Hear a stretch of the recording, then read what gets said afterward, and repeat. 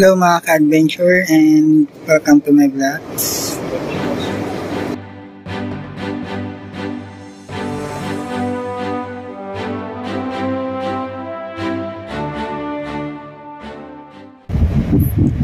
Alam niyo ba mga ka-adventure na meron isang bayan dito sa Sorsogon na tinatawag na Gubat? Na ang ibig sabihin nito ay forest or kagubatan. Pero sa totoo lang talaga mga ka-adventure, ito ay galing sa native word or verb na ginubat means raided or nilusob. Ito mga ka-adventure ang bayan ng Gubat. Gubat is located in the southern east of Luzon and about 547 kilometers away from Metro Manila.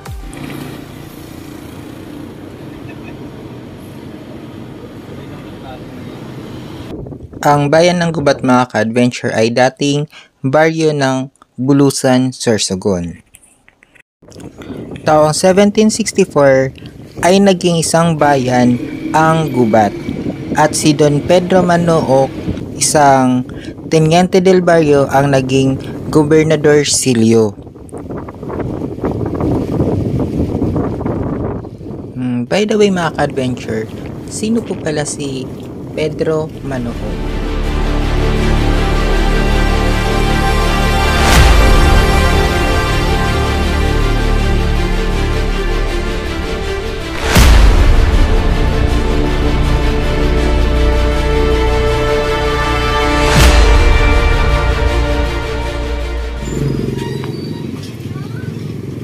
So mga ka-adventure, kasalukuyan po tayo nandito sa isang barangay dito sa town proper ng Gubat, Sorsogon, at ito yung Barangay Manook, Gubat, Sorsogon, hang sa pangalan ni Don Pedro Manook.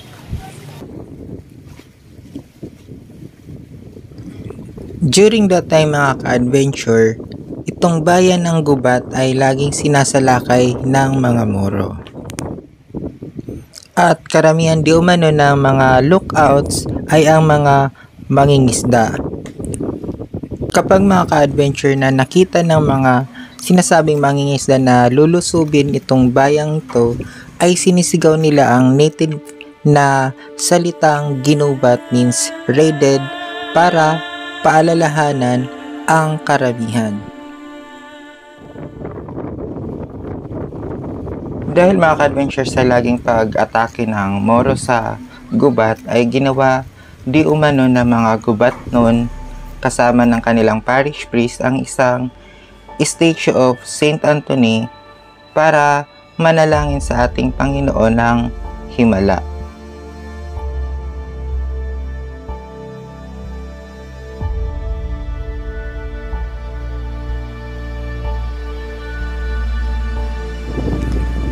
Kaya mga ka-adventure, naging patron saint ng Gubat ay si Saint Anthony de Padua. At tuwing ika-13 ng Hunyo ay ginugunita ang Town Fiesta bilang araw ng naging isa itong parokya noong June 13, 1771. At 1778 naman mga ka-adventure ay naitayo na itong parish church.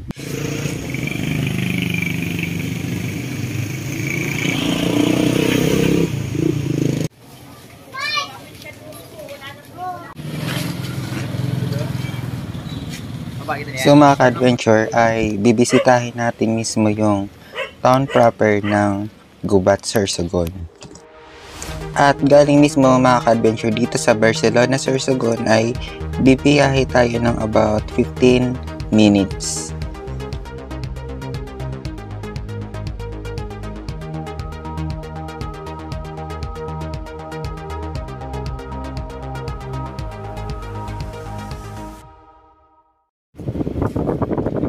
At dito naman mga ka-adventure sa loob na nitong compound ng Municipal Hall ay makikita natin ang isang statue for our veterans during World War II. At galing dito mga ka-adventure sa Municipal Hall ay pupuntahan naman natin ang St. Anthony de Padua Parish Church.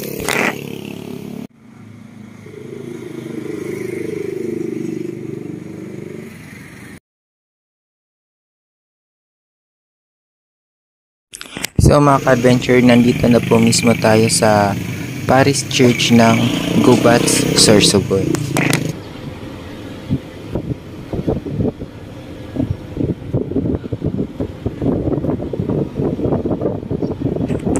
Sa ngayon kasi, located na po ito mga ka-adventure dito sa Quezon Street, corner Mabini Street.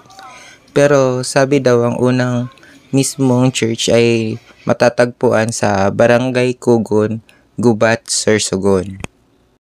Although na renovate na daw po ito mga ka-adventure ng ilang beses, pero nananatili pa naman ito mga ka-adventure yung original foundation, tapos yung mga walls nito na nagawa pa sa mga corals na tinatayang panahon pa ng mga Kastila.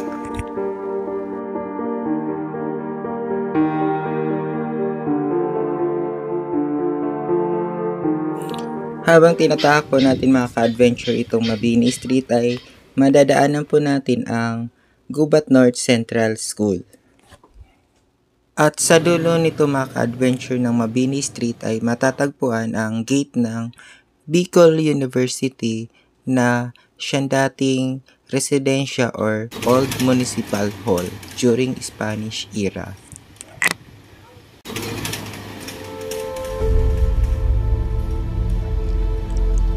Isa sa lumang structure mga ka-adventure ay ang Montreal Building. Isa itong lumang school noong panahon ng mga Amerikano at pinangalanan ito in the honor of Dr. Bernardino Montreal, the first civil governor of Sorsogon Province.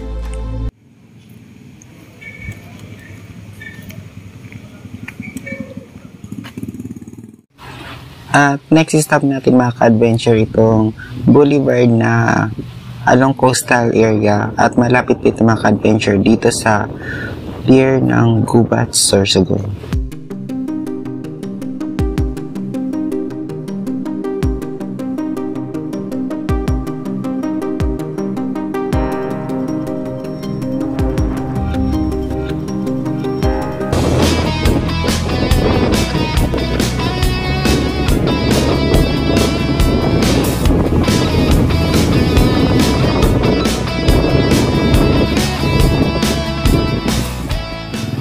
Dito mga ka-adventure sa Balod del Norte naman, matatagpuan ang Catholic Cemetery na tila panahon pa ng Kastila yung gate at bakod nito.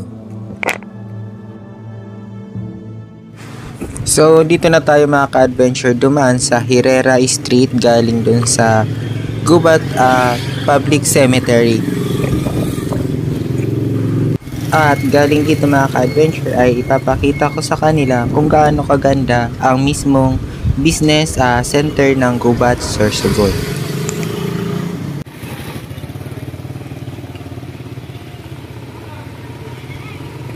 At ganito po kahaba mga ka-adventure yung public market dito sa Gubat, Sorsogon. So mga 3 building po ito mga ka-adventure.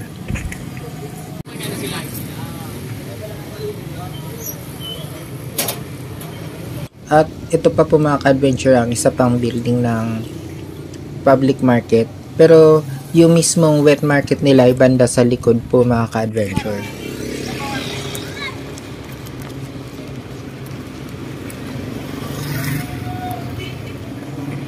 Sa kabilang side naman po mga ka-adventure ay makikita po natin yung mga iba't ibang mga private establishment.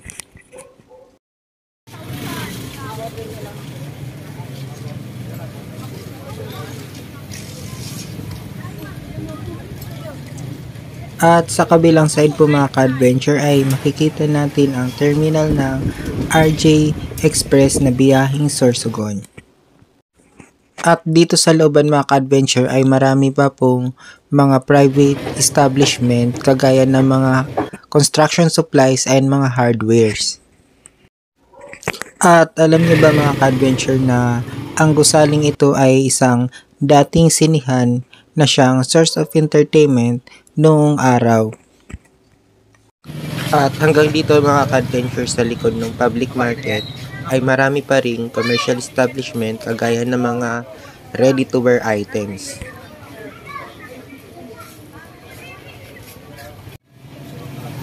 Rin po. Banda dito.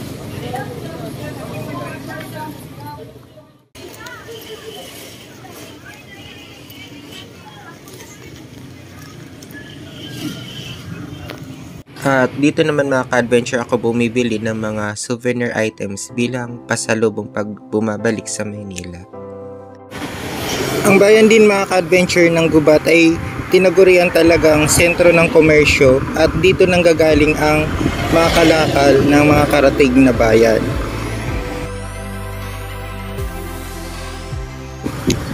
Ayon di man mga ka-adventure pala sasabi ng lolo ko, ay dito mismo sa bayang ito nanggagaling talaga ang kalakal nila at dinadala nila papuntang Lavisaris, Northern Samar. At sa ngayon mga ka-adventure, may mangilan-ngilan pa rin naman na pumunta dito para bumili talaga ng kalakal.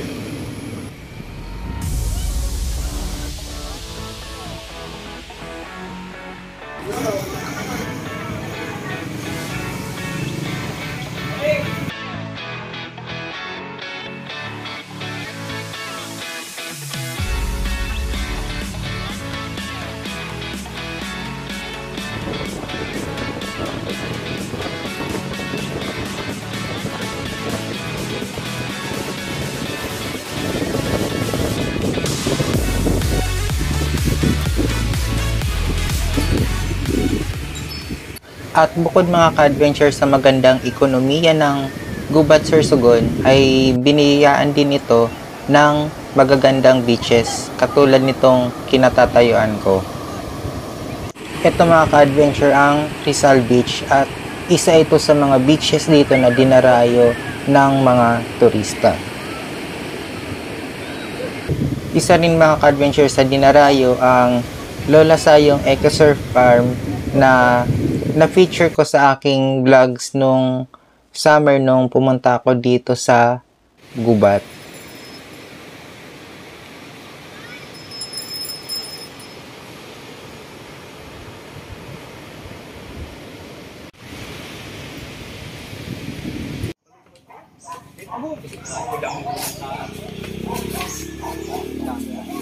Ang bayan din ito mga ka-adventure ay nabiyayaan ng malawak na mangrove forest na siyang habitat ng iba't ibang yamang dagat.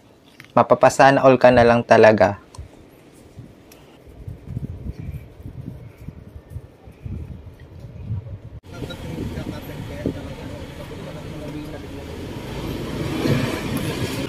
At kung may binabalik-balikan man ako mga ka-adventure dito sa town proper ng Gubat, ay ang eatery na ito. At specialty nila mga ka-adventure ay yung halo-halo. Lalo na kung may kasamang upside down cake, yung may pineapple sa taas. At dito rin mga ka-adventure sa eatery na ito ay marami akong childhood memories.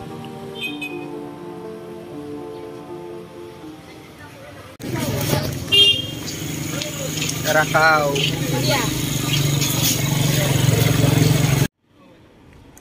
Ang bayan talaga mga ka-adventure ng Gubat ay masasabi mo talaga na mayaman in terms of economy, lalo na malapit ito sa Sorsogon proper. Ang bayan din nito mga ka-adventure ay aking tinitingala noon bilang isang mayaman na bayan.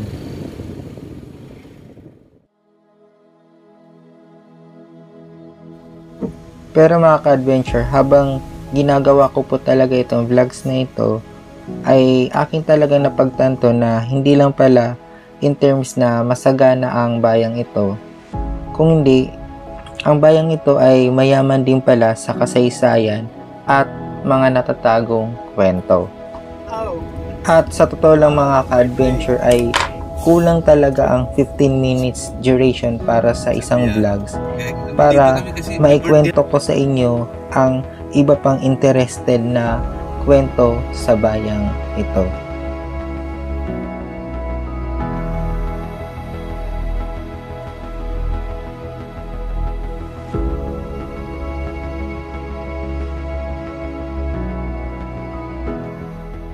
And that's all for this vlogs mga ka-adventure, and thank you for watching and see you on my next video.